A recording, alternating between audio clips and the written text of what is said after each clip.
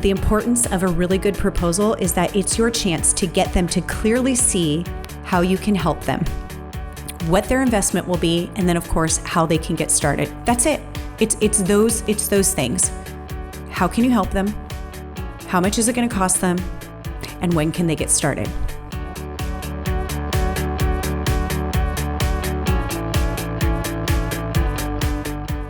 I say it a lot and I will say it again. Where there is clarity, there is revenue. And when it comes to presenting your offer to someone, if you aren't clear, you will lose them. What I'm going to review today can really be for any type of business and you will find value, but it's really for the type of business that works with clients one-on-one. And if you have a business that has a sales process that involves a phone call, perhaps a demo or a presentation, something where you're one-on-one talking to this prospect. And then your sales process also has this, a proposal. I love proposals. I actually love receiving them because when somebody says I'm going to send over a proposal, for me, it's like I get excited because they hold some type of a promise and they have the potential to solve a problem that I have. And if the proposal comes and it doesn't do that, I'm really, really disappointed. But I've come to love proposals this year, especially in my business, because we've implemented them on a different level this year. And we really studied how can we make our proposals more awesome, more beautiful, and really effective so that we close more deals. So in a typical sales call, you will learn what your prospect's needs are. You're listening to their pain points and you're determining if what you offer is the solution to their problem. And you're seeing if you're going to be a fit to work together. And essentially, the goal is to make their life easier and better with the solution that you have. So in this discovery call, you then educate them on how you can help, and then inevitably, the question comes, so how much is this going to cost me, right? So this is where some businesses will review the pricing on the phone and then they'll do some follow-up. But it's also the point where you can put it all together and send it in a proposal. But the thing is that many businesses are actually not sending a proposal at all. They're just sending an email with a little bit of a follow-up. And sometimes they're not even doing that. They're just saying, okay, you got the details. Let me know if you're interested and want to move forward. So today, I want to talk about how you can dramatically increase the amount of deals you're closing by sending out a proposal, whether it's you doing it yourself or your team doing it. I want to go deep into proposals, but not just the idea of sending a proposal, but sending one that really inspires that viewer, that prospect to take action and essentially buy. The proposal process is something that I think is really overlooked in a lot of businesses. So either businesses just aren't sending proposals at all, or they think their industry doesn't need to do that. It doesn't make sense. Their audience doesn't care. Or they are sending something out, but it's something that is either so confusing or so underwhelming that it actually hurts the deal and then they lose the deal altogether. So today, I want to introduce you to the idea of a proposal, or thinking about your proposal in a way that will make you further stand out from your competition and further sell your solution. So that's what I'm covering today with you. And let's remember, the prospects that you're speaking with are usually comparison shopping. They want the best value and the greatest deal, right? But most importantly, they need to feel confident that the person or company they choose to do business with is going to solve their problem and really help them. And today, I want that to be you. I want that to be you as the one that they chose over the competitors. That's why we're talking about this. And I only talk about things that I've implemented into my business and have seen results. And we did this in our business. We upped our game when it came to proposals. It was actually an easy thing to do, super easy. And I can just tell you that the percentage of deals closed was ridiculous in a good way, in a really, really good way. It was so awesome that even when COVID hit, and there might have been this period of time where there was less people coming in for our services and everything kind of froze, even with the less amount, by having this, we closed a super high percentage. So it was like, oh, this is awesome. And I'm telling you, this is why. This is a big, huge reason why. So what you don't want to be is the person sending a proposal and it being so bad that you actually made their decision even easier to go with the other company. They're like, process of elimination, that was awful. You don't want to be the person that follows up with a horrible follow-up email either, that they're just like, yep, I'm just not feeling it. I'm going to go search out more competitors or other businesses and see if they can be my solution. So if you are doing proposals or you're going to start doing them, just make sure that you're doing them right. Make sure that they're actually helping you and not hurting you. And I'm telling you, like I said, it's really not hard to do. It's actually pretty simple to do. So I'm going to talk about what bad, ineffective proposals look like. And I'm also going to talk about what really good ones look like, the ones that get you the results you want. So, of course, not having one at all will be ineffective. It will have no effect because you're not sending it. But if you do have one and it's just kind of meh, or it's filled with a bunch of legal jargon and all kinds of like details of process and, all these things that just bore somebody, it's not going to be effective. See, what happens is that salespeople will hear somebody leaning towards a yes on the phone, right? Tell me if you know this situation or you've experienced it.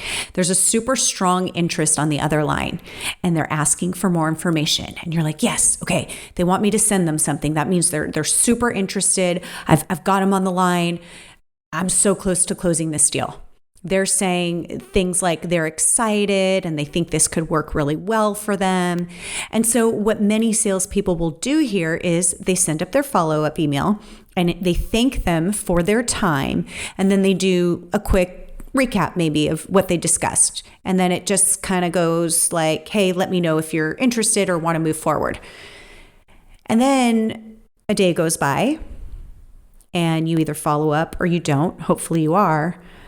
But maybe you are following up again, and then you're following up in 2 days, and then maybe 3 days, and then maybe you're just not following up anymore because you realize, I think I've been ghosted. They're not responding to me. So what happened is that there was this huge opportunity from them being excited on the phone about the solution that you have, and then nothing happens. They got lost. And the salesperson thinks that because they were so excited on the call that they're probably just going to reach out to say, hey, I'm ready to send you my money. They assume that person's going to be ready to close the next day. Just send over that invoice. I'm ready to go. And you know what? Sometimes that does happen right away. But oftentimes that person might be excited if you've done a great job on the phone, but then they get off the phone and they may have another call with your competition right after or the next day, or they have a couple calls scheduled to vet out who they want to work with. Or they simply just get pinged by other calls and tasks, or they're working from home and their daughter who's homeschooling needs them because she can't get on her Zoom call. Or they have another meeting that they're late for, and then all of a sudden they're being assigned all these other tasks and things that they need to do. And what conversation you just had with them just disappeared. And so that feeling of being excited about your solution, while it was super real in the moment, it becomes less of a priority now. So they still have that pain point, but now they've got all these other things to worry about. So what can you do as a salesperson to reinforce those good feelings and make them see you as the one that's going to solve their problem and make it easy for them so that they don't have to take all these steps and do all these things and try to hunt you down? Well, if you can send them something that makes them want to take action and revives those feelings, then you can close that deal. This is your chance to show your value. And if you don't show that in your proposal, they will probably go to the person that communicated all of that to them in a way that was crystal clear. So here's the thing. Now let's talk about them getting the proposal. If they get the proposal and it feels like work to them because they have so much reading to do. Have you ever seen those? Have you ever gotten one of those? I've gotten one of those proposals. It's like 15 pages long. It's like so overwhelming that I literally will snooze it and say, okay, you know what? I'll get to that later this week. I don't even have time to begin. Like I can't even get through the first paragraph. If people have to dig through and find what was that email she sent me on pricing? What was that thing that maybe had more information so I don't have to dig through all of this? Or if they have to try to remember notes that they took on the call with you, or if the proposal just doesn't contain all of those important things that they need to know, like the really, really important things, you're going to lose their interest. And if they don't feel intrigued right away and they don't feel excited, they're not going to keep reading. Then there's things like you might even have totally lost them because you might have done a pretty decent job on the proposal. You might have done a really great job on the proposal, but then they get to the end of it and they have no idea what to do. It becomes so confusing. So they're just like, wait, okay, so I've got that information. What do I do now? What do I do now? Some people, that's just the big mistake that they make. They have no clear direction at the end of the proposal of what that person is supposed to do. I'm going to get into that in a little bit, actually. But just understand that the importance of a really good proposal is that it's your chance to get them to clearly see how you can help them, what their investment will be, and then, of course, how they can get started. That's it. It's those things. How can you help them? How much is it going to cost them? And when can they get started? So we're going into that right now. I will tell you that in our business, we have different proposal templates, and then we will customize them for a particular client's need. But pretty much all of those templates will address all of those items. And then we just personalize it to who that person was. And if we did a really good job listening, we know what those pain points were that we want to address, and we know exactly how we can be their solution. So for the most part, though, those templates all have the same goals, which is to identify the problem, show them how we can solve it, and then let's really show them how it makes their life so much better. And what is that first thing that they need to do to get started?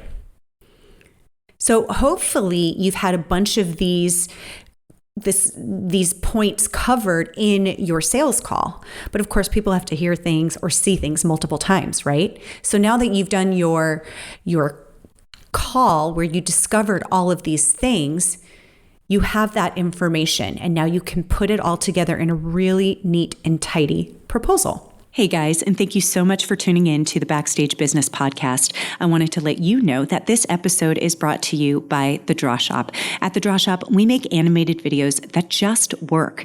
Did you know that most businesses are struggling to increase their sales simply because they don't stand out? At The Draw Shop, we use a scientifically proven formula to create animated videos that just work. With customers such as Uber, Twitter, Google, United Nations, Lockheed Martin, Netflix, and more, we know that creating messages that are impossible to misunderstand, it's critical to attracting more customers and keeping your audience engaged so that you can stand out as the best in your industry. Find out more information at thedrawshop.com. So what is the proposal going to look like? Well, the first page of your proposal, that first paragraph, you can have it be, you can call it a cover letter if you'd like. It's just our first page, and it's got a cool picture on there. And it's got one short paragraph. And what does it do? it talks about the customer. It talks about them, not us. See, what most businesses do is that they will start a proposal that is all about their company and who they are, what their mission statement is, how long they've been in business, how they have great customer service, blah, blah, blah. It's not that that stuff doesn't matter. It matters. But your prospect in that moment doesn't care. They only have so much time, and they want that time to be interesting. They want it to captivate their attention, but really they want it to be productive. They want to make sure that it's helping them.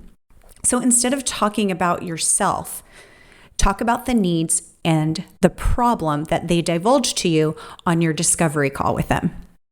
They already know what you do because they sought you out, and somehow you guys got an appointment on the calendar to speak together. So they know what you do.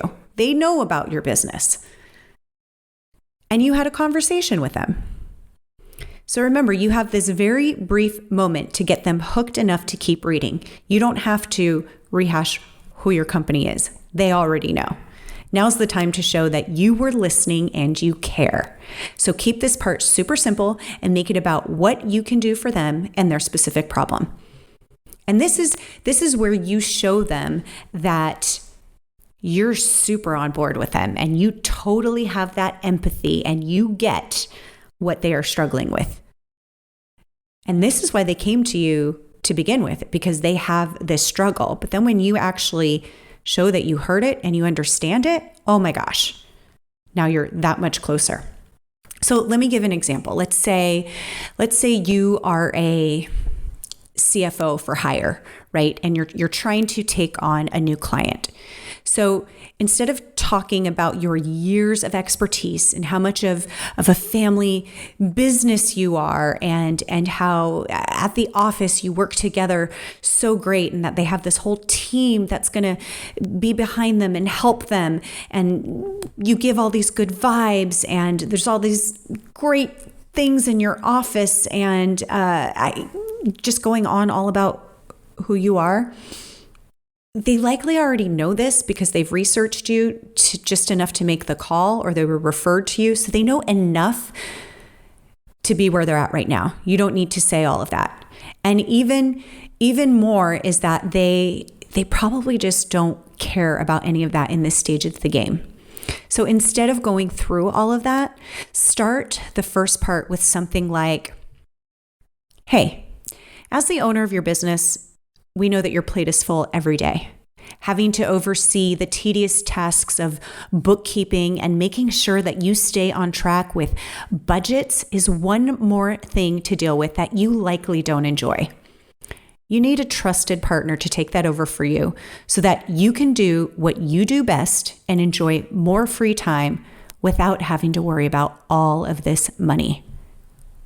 So suddenly, something like that, written very simply with no complicated terms, suddenly it's about the customer. Suddenly they see themselves in that picture and you heard them. So after that brief paragraph, maybe just a few sentences, if that, the next part is to intrigue them and keep them interested. So this is where you tell them how you can help them. And this is where you paint the picture of how awesome life will look once they have you as a partner. So something like, imagine being able to focus on the things you love in your business and make smart money decisions fast without having to spend hours crunching numbers and analyzing reports. Oh my gosh, if I heard that, I'd be like, I hate analyzing reports. I want to know quickly if I can do this or that. Who's the person that I can ask? Because I don't want to have to sit there and go through all of those numbers. Yuck, I'm a marketing person. I just like to see results. I only like to measure when I can see quick results, but I don't want to have to do all the analysis myself. No. So that would totally speak to me. And if I can imagine that, well, yeah, that would be amazing. Again, now I feel like this person heard me and what I need. So paint the difference here of working with you and not working with you. Like, what happens if they don't work with you? Are they going to stay stuck there? Are they going to have the same frustrations? What do they stand to lose and what do they stand to gain? The next part is telling them about the investment. And this is important. I said investment. Now, in their mind, they're thinking, what is this going to cost me? But you don't want to use that word because cost has such a negative feeling about it. It's like you're taking money from me. Nobody wants to give their money, right? It's quite different to say investment than it is saying, hey, the price of this is going to be, or it's going to cost you that. An investment lets them know that there is a return coming. When you think of the word investment, you feel like, okay, I'm investing in something because I'm going to get something out of it, whether it's time back or peace of mind or actual dollars. They're going to get something in return. And people do want to know this pretty quickly. So put it out there. List what the investment is. Answer that question for them. They don't need to jump through all these hoops. Let them know because you're proud of it, because you know that they're going to get something back for it. And then after this part, this is the great time to insert your testimonials or your case studies, whether that's a video testimonial or just a written testimonial, or maybe actual case studies from your clients where you show your happy clients and what they gained from working with you. And when you do show case studies, make it really quick bullet points here. It doesn't need to be a long drawn out story. This isn't a long sales letter. It's simply stating the results. You want to show where the customer was before they worked with you, what their struggle was, what happened when they work with you, and then the amazing results they had after working with you. It's really, really simple. You just show those things, and then people can quickly see the benefit of working with you. You want your prospects to say, hey, that could be me too. I was kind of like that. Again, we're trying to be simple and brief, not a 20-page terms and services agreement. This is just a proposal. So depending on what your service is, this is a great place to show samples or a portfolio to really get them excited. So you've already done your testimonials, you've already done some case studies. Now is a great place to really show some of your work. And again, if you don't have something that's actually visible to show, that's fine. It can show within your testimonials and those case studies. But if you do have something to show, like you're a designer of some sort, it's a great place to show a few pieces and not a ton, just a few. We don't want to overwhelm. And then the last part is so simple, but believe it or not, it's where a lot of people mess up. And I talked about this earlier, and so I'm returning to it. So I see this actually a lot in all kinds of marketing, and it's when people forget to put a clear call to action, and it's so fuzzy, and people just don't know what to do. Like, what are the next steps? So you probably know that feeling. There's nothing like getting so excited about something, but then you have no clue how to take action. Like, you've watched this great webinar or you've heard this great talk and you're so excited about the topic and what this person can do, but then you have no idea what to do next to be a part of it. And if somebody is on the verge of saying yes, you want to make it super easy for them to do so. Because again, remember, your attention span can go in 80 different directions at any time. So make it so easy that they only have a second to do it. It's like that feeling of being in a big store when you find the perfect outfit, but then you're like, okay, now where do I go check out? I'm ready to hand over my money. Like, where do I go? There's no signs, or even worse, there's like long lines everywhere and there's no one there to take your money. So you're like, oh, what do I do? And then your excitement just dies and you put down the item and you leave and you go to another place where you can find it. And then you probably have a much better experience because somebody's there willing to take your money. It's the same with your proposal. You want to make it easy. So there's a lot of proposal programs out there, software programs that you you can actually have a contract or a payment link in there. But if you are some type of a service company where maybe somebody has to make a decision in that proposal, there's like 2 different options, or you just need more details before you can send over an invoice or a contract, what you can do is give them an action that brings them closer. And this is where you can have a next steps section that simply says, hey, let's make this official. Here's what you can do. Simply reply to this email or sign here. A lot of these proposal programs have the ability for them to sign. That just lets them know, okay, great. I received the notification. You're ready to move forward. Let's hop on a call. Let's finalize this and we'll move forward. The thing is you want them to do something that makes them commit to something.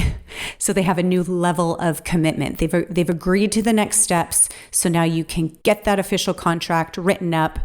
And that probably will have some of that legal jargon because you need to protect yourself and your client. Totally get that. But that comes after. You don't want to put that before they make the decision. You want to get them super excited to move forward. Then you can go through all that stuff.